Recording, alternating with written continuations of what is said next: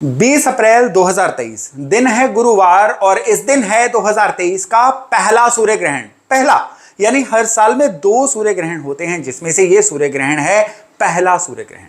और इस सूर्य ग्रहण के हैं कुछ बहुत ही विशेष बिंदु। ये सूर्य ग्रहण लग रहा है मेष राशि में। मेष राशि ये होती है ज़ोडिएक की सबसे पहली राशि यानी शुरुआत। और ये सूर्य ग्रहण किस नक्षत्र में लग रहा है? सूर्य ग्रहण लग रहा है अश्विन नक्षत्र में। अश्विन नक्षत्र भी 27 नक्षत्रों में सबसे पहला नक्षत्र यानी शुरुआत। यानी ये जो सूर्य ग्रहण है ना, शुरुआत वाली चीजों को ज्यादा हैमर करने जा रहा है। मतलब जो लोग जीवन में कोई नई शुरुआत करने जा रहे हैं, नया काम शुरू करने जा रहे हैं, या जीवन में कोई ऐसी इन्वेस्टमेंट या शुरुआत करने जा रहे हैं जो इनके जीवन में बड़े गहरे प्रभाव डालेगी, तो उनको एक सलाह है कि यह सूर्य ग्रहण इन चीजों के लिए बहुत फेवरेबल नहीं है। 2 सप्ताह तक इस सूर्य ग्रहण का बड़ा ही नेगेटिव प्रभाव रहने वाला है। हो सके तो इन कामों को थोड़ा सा आगे ले जाइए। नहीं ले जाया जा सकता तो इसी वीडियो में आगे चल के आपके लग्न अनुसार मैं जो उपाय दूंगा उनको करने के बाद आप किसी भी काम को शुरू करिए। यहां पे सतर्क रहना बड़ा जरूरी है। सूर्य ग्रहण के जो नेगेटिव प्रभाव होते हैं ना, उनसे रक्षा करती है गुरु की एनर्जी और मंगल की एनर्जी। तो यहां पे हमें यह देखना होगा कि इस समय में गुरु किस पोजीशन पे हैं। अब गुरु जो हैं ये हालांकि अपनी राशि यानी मीन राशि में हैं, लेकिन गुरु भी गंडांत हैं, यानी कि गुरु जल राशि से अग्नि राशि में जा रहे हैं। गुरु बिल्कुल अपने चेंज करने के मुहाने पे हैं। 22 अप्रैल को गुरु भी राशि परिवर्तन कर जाएंगे। और यहां पे बहुत ध्यान देने लायक बात है कि गुरु की खुद की पोजीशन क्या है। गुरु सैंडविच बने हुए हैं 2 नेगेटिव फोर्सेस से, यानी गुरु के इधर हैं शनि और गुरु के उधर हैं सूर्य राहु। और यहां पे आपको यह ध्यान देना है कि गुरु जब राहु और शनि के बीच में सैंडविच है ना, तो गुरु बहुत हद तक पावरलेस हो रखे हैं। और स्पेशली जब भी कोई भी ग्रह जो है ये जल राशि से अग्नि राशि की तरफ ट्रांजिट करता है ना, कोई बड़ा ग्रह, तो ये कहीं ना कहीं वियर्ड बिहेवियर हो जाता है, पावरलेस सा हो जाता है। तो ग्रहण के बुरे प्रभावों से जो गुरु ने रक्षा करनी थी वो भी अब गुरु कमजोर हो रखे हैं। और दूसरे ग्रह होते हैं मंगल। मंगल खुद भी जो है इस समय पे बुध की राशि में है। अब ये देखिए कि मिथुन राशि के मंगल और यहां पे गुरु, यानी ग्रहण के बुरे प्रभावों से उपायों के बिना रक्षा नहीं हो सकती है। तो क्या आपके लग्न राशि के अनुसार इसके रेमेडीज हैं, क्या प्रभाव हैं, आइए इसकी चर्चा करते हैं। नमस्कार, मेरा नाम है योगेश शर्मा। स्वागत है आपका happy life with Yogesh Sharma में। और दोस्तों, इस राशिफल में आगे बढ़ने से पहले एक विनम्र निवेदन कि अगर अभी तक आपने अपने इस चैनल को सब्सक्राइब नहीं किया है तो कृपया सब्सक्राइब करिएगा और बेल बटन दबाना ना भूलिएगा। तो ये सूर्य ग्रहण मेष लग्न वालों के लिए क्या प्रभाव लेके आएगा, यहां पे मैं आपको इंफॉर्मेशन दे दूं कि ये जो सूर्य ग्रहण का प्रभाव मैं बता रहा हूं ये आपकी लग्न राशि के अनुसार बता रहा हूं, क्योंकि नॉर्मली वीकेंड पे मेरा जो राशिफल आता है वो चंद्र राशि के अनुसार आता है। लेकिन ये जो सूर्य ग्रहण का राशिफल है ये किसी विशेष प्रायोजन से मैं आपको आपकी लग्न राशि के अनुसार बता रहा हूं। तो जिन भी लोगों का एरियस लग्न यानी मेष लग्न है ना, उनके लग्न में सूर्य ग्रहण लग रहा है। और यहां पे आपको अपनी ब्रांडिंग, अपनी गुडविल, अपना नाम, अपनी पहचान, इसको इंटैक्ट रखना है। बिना बात के गलतफहमियों का शिकार होंगे आप और उसकी वजह से आपका नाम खराब हो सकता है, आपका प्रभाव कम हो सकता है। और यहां पे विशेष ध्यान देने लायक बात एक और है कि आपके जो लग्न लॉर्ड मंगल हैं वो भी इस समय में कोई बहुत अच्छी अवस्था में नहीं है। तो आपको यहां पे आपका नाम अच्छा बना रहे, ये सूर्य ग्रहण का प्रभाव जो है आपकी गुडविल को ना खराब करे, उसके लिए आपको क्या करना है? उसके लिए आपको सबसे जरूरी एक उपाय करना है कि सूर्य ग्रहण वाले दिन अगर संभव हो तो आपको थोड़ी सी चाय पत्ती जो है किसी धर्म स्थान पे डोनेट करके आनी है।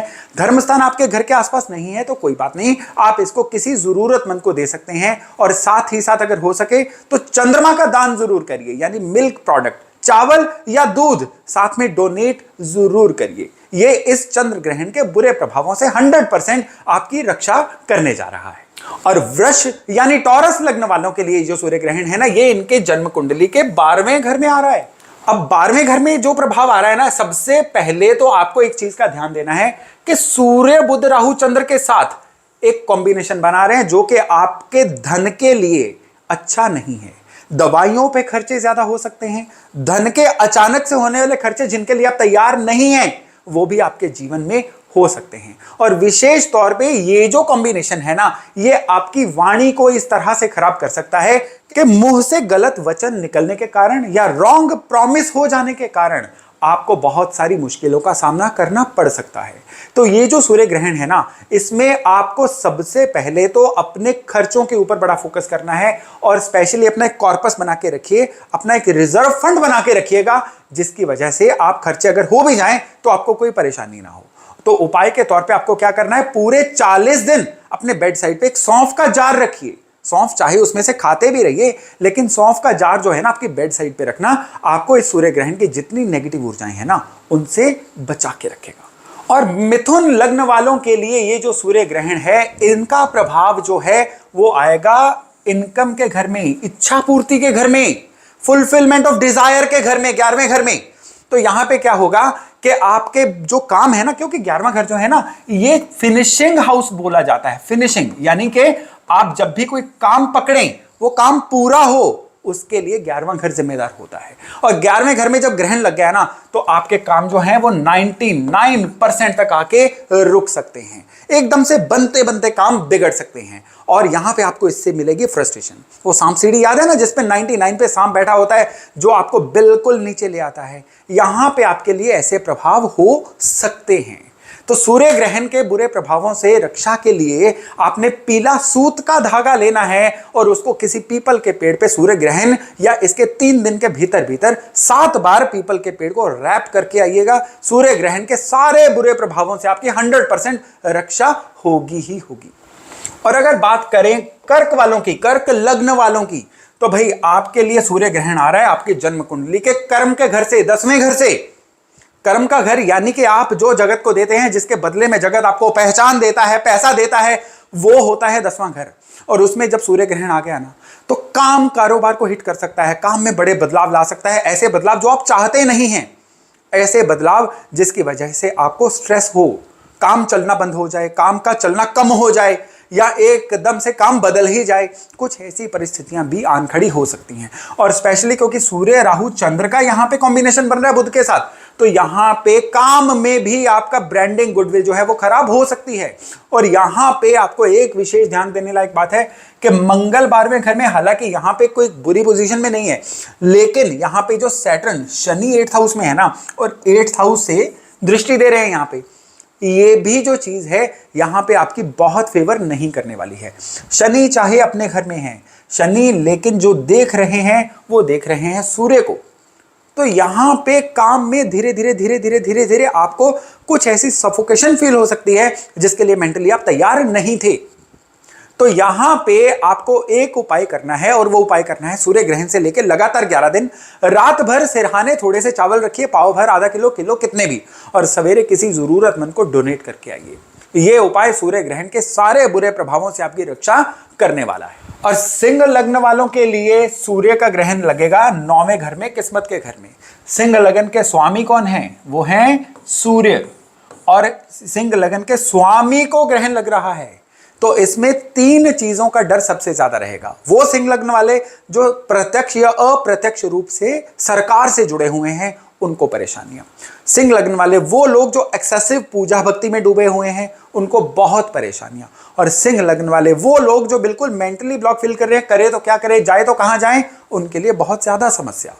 तो यहां पे आपको उपाय तो मैं देता ही हूं, लेकिन जो लोग सरकार से जुड़े हुए हैं उनको मैनिपुलेटिव नहीं होना है, कोई भी 2 नंबर का काम नहीं करना है। और जो लोग मेंटली ब्लॉक हो रखे हैं, उनको चाहिए कि सबसे पहले तो पेपर पे सोचना शुरू करें, प्लान बनाएं जीवन का, सलाह लें और आगे बढ़ें।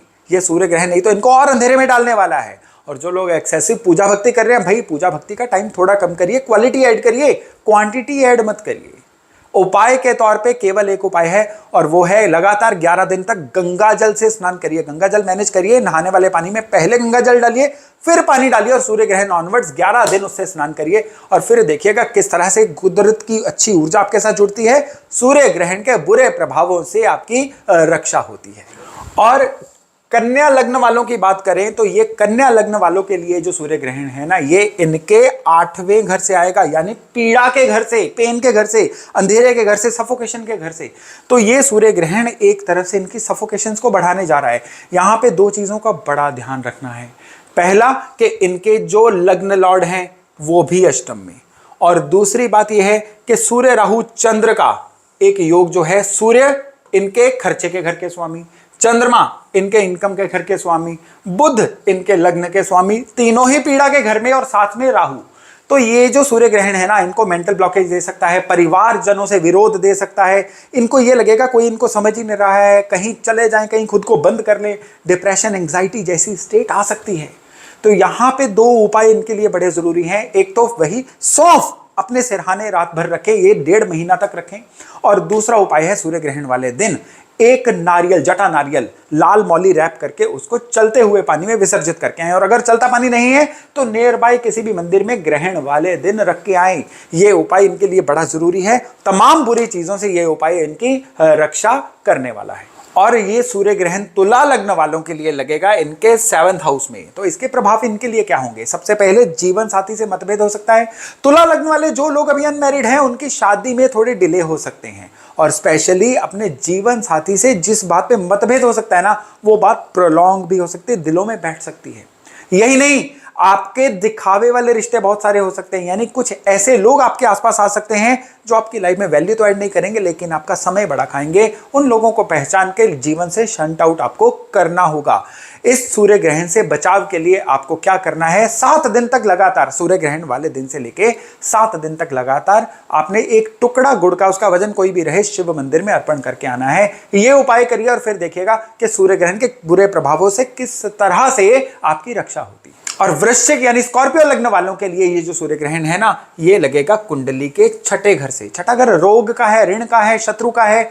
तो यहाँ पे ये सारी चीजें प्रोपेगेट होने जा रही हैं। यानी कि आपके कंपटीटर जो हैं आप पे हावी होने हो सकते हैं, छिपे हुए शत्रु सामने आ सकते हैं, खर्चे कुछ इस तरह से हो सकते हैं कि आपको कर्जा लेना पड़ जाए। और इन सभी चीजों को अवॉइड करना है। जहां पे आपको लगता है कि बिना बात के लोगों से शत्रुता हो रही है, उसको लेट गो करिए, जाने दीजिए। क्योंकि इस समय पे अगर आप अटक गए तो आपकी एनर्जी सारी की सारी इन्हीं कामों में अटकी रह जाएगी और जीवन में ग्रोथ की तरफ आप ध्यान नहीं दे पाओगे।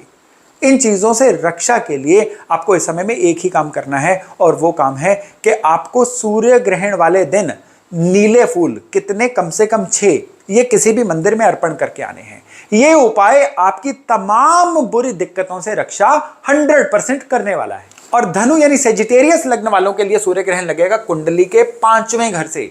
5वां घर लर्निंग का भी है, संतान का भी है, आपके हैबिट पैटर्न का भी है। तो ये जो सूर्य ग्रहण है ना, संतान की तरफ से टेंशन दे सकता है, आपकी हैबिट्स को, आपकी आदतों को कुछ इस तरह से स्पॉइल कर सकता है जिससे आपकी प्रोडक्टिविटी पे, आपके काम कारोबार पे फर्क पड़े। और यही सूर्य ग्रहण जो है ना, ये इस समय में आपकी सीखने की, लर्न करने की क्षमता को प्रभावित करेगा, डीफोकस कर सकता है। तो स्टूडेंट्स के लिए ये समय जो है ना, ज्यादा केयरफुल रहने का है। उपाय के तौर पे आपने क्या करना है? जौ और दूध मिक्स करिए और इनको चलते हुए पानी में विसर्जित करके आइए। आधा किलो दोनों ले लीजिएगा। लेकिन अगर आप चलते पानी के पास नहीं रहते हैं तो इस समय में आपके लिए विशेष चीज यह है कि जौ और दूध रात भर भिगो के रखिए और सूर्य ग्रहण वाले दिन इसको पक्षियों को डाल दीजिए। यह उपाय सूर्य ग्रहण की तमाम बुरी दिक्कतों से आपकी 100% रक्षा करेगा। और मकर यानी कैप्रिकॉन, भाई आप लोगों के लिए जो सूर्य ग्रहण है ना, आपके कुंडली के 4थे घर से आ रहा है। 4था घर सुख स्थान है। और यहां पे आप देखिए कि कुटुंब के घर से, ये कुटुंब का घर होता है, यहां से शनि भी यहां पे प्रभाव दे रहे हैं। तो इसका आपके जीवन पे क्या फर्क आएगा? इसका ये फर्क आएगा कि कुटुंब की वजह से आपका पीस ऑफ माइंड खराब हो सकता है। इसका ये फर्क आ सकता है कि आपकी वाणी की वजह से आपके पीस ऑफ माइंड में खराबी आ सकती है। और इसका ये भी फर्क आ सकता है कि इस सूर्य ग्रहण की वजह से आप अपने घर में भी अंडर एस्टिमेट हो सकते हो, जो आपके मन में फ्रस्ट्रेशंस भर दे। चांदी की डिब्बी में चावल भर के रखिए और इसको पूरे 40 दिन तक अपने बेड साइड पे रखिए। उसके बाद आपने ये चावल जो है किसी पेड़ पौधे के नीचे रख के आने हैं और चांदी की डिब्बी को बाद में संभाल के रख लीजिएगा। सूर्य ग्रहण के सारे बुरे प्रभावों से आपकी रक्षा होती रहेगी। और भाई कुंभ लग्न वालों की बात करें तो आपके लिए आपकी कुंडली के 3rd हाउस से, लग्न से 3रे घर से आपका सूर्य ग्रहण लग रहा है। 3रा घर होता है स्किल्स का, 3रा घर होता है आपकी नेटवर्किंग का। कहते हैं ना, नेटवर्क इज नेटवर्थ।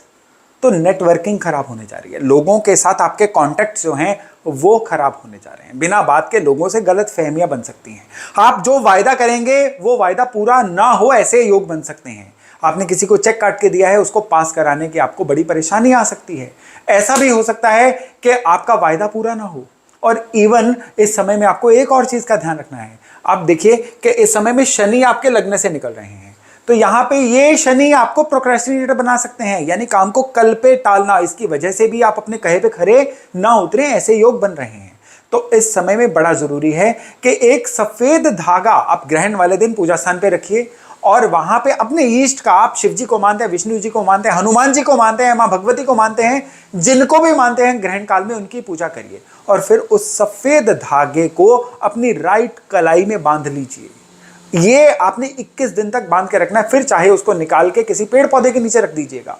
ये धागा जो है ना, इस ग्रहण के इस तरह से पड़ने वाले बुरे प्रभावों से 100% आपकी रक्षा करने जा रहा है। और मीन यानी पाइसेस, भाई आप लोगों के लिए कुंडली के दूसरे घर में, सेकंड हाउस में यह सूर्य ग्रहण लग रहा है। दूसरा घर जो है कुटुंब का है, दूसरा घर है आपके संचित धन का, दूसरा घर है आपकी वाणी का, दूसरा घर है आपकी ईटिंग हैबिट्स का।